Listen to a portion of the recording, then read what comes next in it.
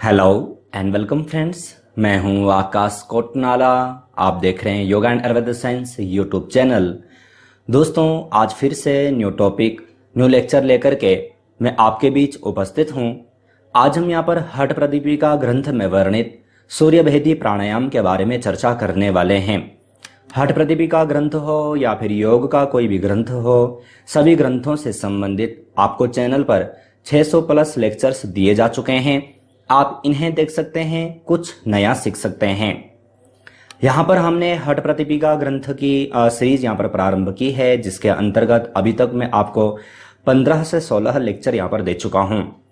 इसी को आगे बढ़ाते हुए आज हम यहाँ पर सूर्यभेदी प्राणायाम के बारे में जानेंगे। किस प्रकार से सूर्यभेदी प्राणायाम का अभ्यास किया जाता है, क्या इसके लाभ हैं, सब के बारे में हम यहाँ पर जानने वाले हैं। ये सब जानने से पूर्व जो प्राणायाम है, थोड़ा सा ग्रंथ और प्राणायाम का परिचय हम यहाँ पर देखें तो जैसे कि आप देखेंगे कि जो हठ प्रदीपिका ग्रंथ है, हठ योग का मुख्य ग्रंथ माना जाता है, जिसके प्रणेता स्वामी स्वात्माराम जी हैं। ये जो ग्रंथ है हठ योग का मुख्य ग्रंथों में से एक माना जाता है और इसके जो प्रणेता हैं, प्रवर्तक हैं, वह स्वामी स्वात्माराम जी हैं। जिस प्राणायाम की हम यहाँ पर चर्चा करने वाले हैं, चर्चा कर रहे हैं, उसका वर्णन द्वितीय उपदेश में किया गया है। ये जो ग्रंथ है 4 अध्याय अर्थात 4 उपदेशों में विभाजित है और द्वितीय उपदेश में प्राणायाम के बारे में चर्चा की गई है और उसी के अंतर्गत हमें यहाँ पर सूर्यभेदी प्राणायाम भी पढ़ना है। ग्रंथ के अनुसार प्राणायाम या फिर आसन या फिर योग मठ के बारे में सब कुछ मैं आपको पूर्व में चैनल पर लेक्चर दे चुका हूँ। वेबसाइट पर सारी चीजें आपको पढ़ने को मिल जाती हैं। अब यहाँ पर हम यहाँ पर प्राणायाम की विधि के बारे में यहाँ पर जान लेते हैं कि ग्रंथ के अनुसार प्राणायाम किस प्रकार से करना है, उसके विषय में क्या कहा गया है। तो इसके लिए अगर हम दूसरे अध्याय का 48वां और 49वां अगर हम श्लोक पढ़ते हैं तो यहाँ पर आया है, आसने सुखदे योगी बद्ध्वा चैवासनम ततः दक्षनाड्या समाकृष्य बहिस्थम पवनम शनैः आकेशादान खाग्राच निरोधावधि कुंभयेत ततः शने सव्यनाड्या रेचयेत पवनम शनैः। यहाँ पर ध्यान दीजिएगा कि यहाँ पर जो सूर्यभेदी प्राणायाम के बारे में जो चर्चा की गई है और अन्य ग्रंथों में या फिर व्यवहार में जो हम सूर्यभेदी प्राणायाम का अभ्यास करते हैं वह समान ही है, उसी के समान यहाँ पर बताया गया है। कहा है कि सुखदायक आसन पर बैठकर, सुखदायक आसन पर बैठकर के तात्पर्य है कि हम किसी भी आसन में, ऐसे आसन में बैठें जहां पर हम सुखपूर्वक बैठ सकें, जैसे कि सिद्धासन है, पद्मासन है, स्वस्तिकासन है, अर्ध पद्मासन है, जिसमें भी हम सुखपूर्वक बैठ सकें। उस स्थान पर, उस आसन पर हमें बैठना है। तत्पश्चात हमें प्राणायाम मुद्रा के साथ, ध्यान दीजिएगा कि प्राणायाम मुद्रा किस प्रकार से की जाती है मैं आपको पूर्व में बता चुका हूं। जब हमें प्राणायाम का अभ्यास करना होता है तो मैंने आपको प्रैक्टिकल के में भी बताया है कि इस प्रकार से हमें जो हमारा जो हाथ है, हाथों का अभ्यास इस प्रकार से करना होता है। तो ये जो यानी कि जो हमारा जो थंब है वह हमारा राइट नोस्ट्रल पर आता है, तर्जनी और मध्यमा हमारा फोरहेड पर और कनिष्ठिका और अनामिका हमारा लेफ्ट नोस्ट्रल पर आता है। तत्पश्चात हमें जो ये अभ्यास है, यह अभ्यास को पूर्ण करना है। तो इस प्रकार से प्राणायाम की मुद्रा पर आने के पश्चात हमें पिंगला नाड़ी से पूरक करके कुंभक लगाते हैं। तत्पश्चात ईड़ा नाड़ी से धीरे धीरे रेचक करना है। ध्यान पूर्वक समझें। सूर्यभेदी प्राणायाम के अभ्यास के लिए यहाँ पर सर्वप्रथम बताया कि किसी भी सुविधाजनक आसन में हमें बैठना है। तत्पश्चात हमें प्राणायाम मुद्रा का अभ्यास करना है। तो प्राणायाम मुद्रा अर्थात हमारा जो हाथ है, हमें अपने हाथों से दोनों नोस्ट्रल को किस प्रकार से पकड़ना है, वह प्राणायाम मुद्रा है। तो उस स्थिति में आने के पश्चात पिंगला नाड़ी का तात्पर्य है सूर्य स्वर अर्थात हमारा राइट नोस्ट्रल, और तत्पश्चात इस पिंगला नाड़ी से हमें पूरक करना है। पूरक का तात्पर्य है कि श्वास को अंदर की ओर लेना है। जब हम पिंगला नाड़ी से पूरक कर लेते हैं, श्वास को अंदर ले लेते हैं, इसके पश्चात हमें कुंभक करना है, यानी कि जितनी देर तक हम श्वास को रोक सकते हैं हमें अंदर श्वास को रोके रखना है।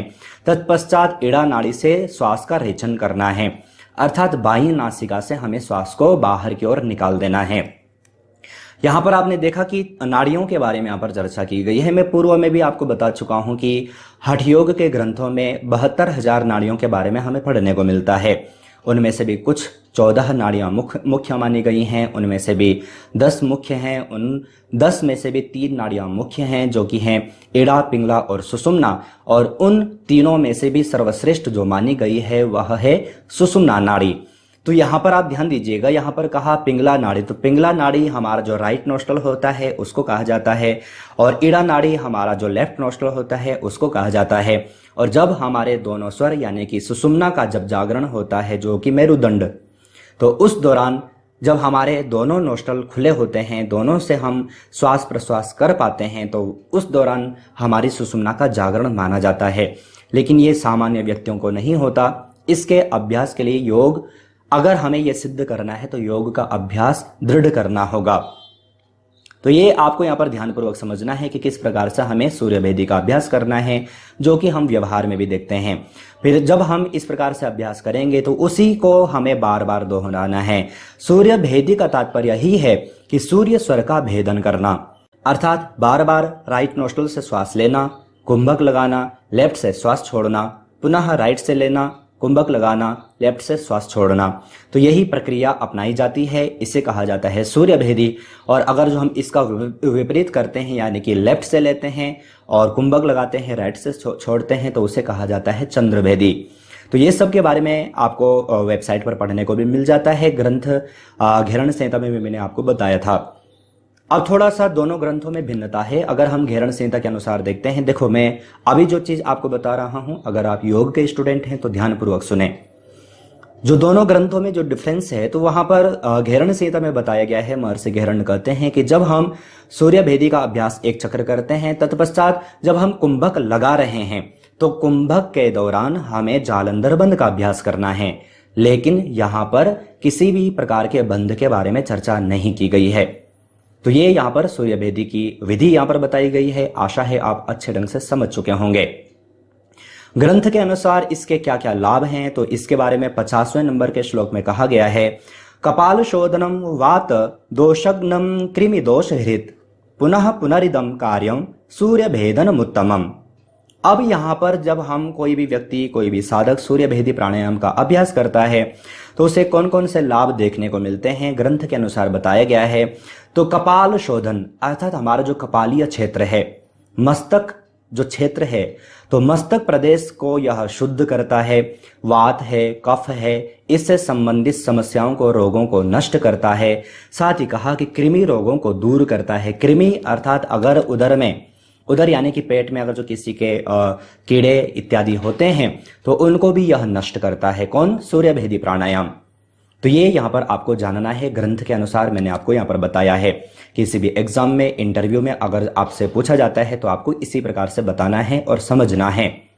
इसके और अन्य लाभ भी हैं जो कि हम व्यवहार में देखते हैं। तो कहा कि जो सूर्य भेदी प्राणायाम है, इसके अभ्यास से सर्दी है, जुकाम आदि यह दूर कर शरीर में ताप बढ़ाता है। तो सूर्य, इसीलिए इसे सूर्य कहा गया है, सूर्य भेदी कहा गया है। सूर्य स्वर का भेदन करना है और उस दौरान हमारा जो शरीर है उसका जो ताप है वह बढ़ जाता है। तो तत्पश्चात जो सर्दी जुकाम आदि की जो समस्या है वह दूर होती है और शरीर में ताप बढ़ने के कारण पसीना निकलता है। पसीने के माध्यम से जो चर्बी है उसका पिघलना प्रारंभ होता है। तत्पश्चात कहा है कि जिससे मोटापा आदि समस्याओं में भी लाभ प्राप्त होता है। तो जो मोटे व्यक्ति हैं, अगर वह सूर्य भेदी प्राणायाम का अभ्यास करते हैं तो उनका मोटापा में उन्हें काफी लाभ देखने को मिल सकता है। लेकिन सिर्फ ऐसा नहीं कि हम सिर्फ सूर्य भेदी प्राणायाम का अभ्यास करें और मोटापा घट जाए। इसके साथ में अगर हम योग का भी अभ्यास करें तो काफी हद तक काफी अच्छे लाभ हमें देखने को मिलेंगे। अब क्या हर कोई व्यक्ति सूर्य भेदी का प्राणायाम का अभ्यास कर सकता है? तो कुछ कंडीशन भी हैं, कुछ सावधानी भी हमें यहाँ पर जाननी है। तो जैसे कि हृदय रोग वाले जो व्यक्ति हैं, उच्च रक्तचाप वाले व्यक्ति हैं, या फिर किसी को मृगी की समस्या अगर जो किसी को है, इससे ग्रसित अगर जो कोई भी व्यक्ति है, तो सूर्य भेदी प्राणायाम का अभ्यास नहीं करना है। अब वर्तमान में हम देखते हैं कि उच्च रक्तचाप तो सबका है, तो क्या किसी को भी इसका अभ्यास नहीं करना है? तो यहाँ पर अब हमें यहाँ पर ध्यान देना है कि अगर उच्च रक्तचाप है तो हमें कुंभक का अभ्यास नहीं करना है। ज्यादा देर हम कुंभक का अभ्यास ना करें। या फिर अगर कोई योग गुरु आपके समक्ष है तो आप उसी के समक्ष इस प्राणायाम का अभ्यास करें। तो ये समस्याएं अगर हैं तो सावधानी पूर्वक हमें वहां पर इस प्राणायाम का अभ्यास करना है। साथ ही गर्मियों के दिनों में अगर हम इसका अभ्यास न भी करें तो चलेगा, ये अगर करना ही है तो प्रातःकाल या फिर सायंकाल इसका अभ्यास करें, क्योंकि यह शरीर में उपस्थित जो ताप है उसको और अधिक बढ़ा देता है।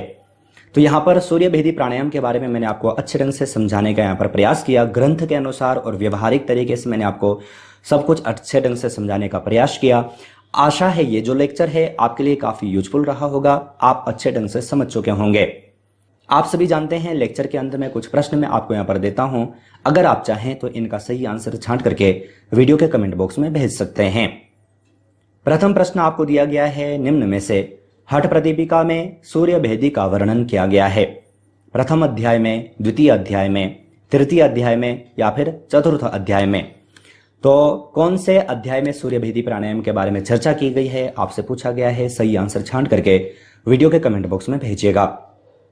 दूसरे प्रश्न की ओर चलें, निम्नलिखित में से हठ प्रदीपिका में सूर्य भेदी के प्रकार हैं सगर्भ, निगर्भ, उपरोक्त दोनों, कोई नहीं। तो हठ प्रदीपिका ग्रंथ के में वर्णित जो सूर्य भेदी प्राणायाम है इसके प्रकार क्या हैं, अगर हैं तो कौन से हैं, तो सही आंसर छांट करके वीडियो के कमेंट बॉक्स में भेजिएगा। तीसरे प्रश्न की ओर चलें, निम्नलिखित में से सूर्य भेदी के अभ्यास से रोग ठीक होते हैं वात संबंधी, पित्त संबंधी, उपरोक्त दोनों, कोई नहीं। तो किस प्रकार के रोग ठीक होते हैं आपसे पूछा गया है, सही आंसर छांट करके वीडियो के कमेंट बॉक्स में भेजिएगा।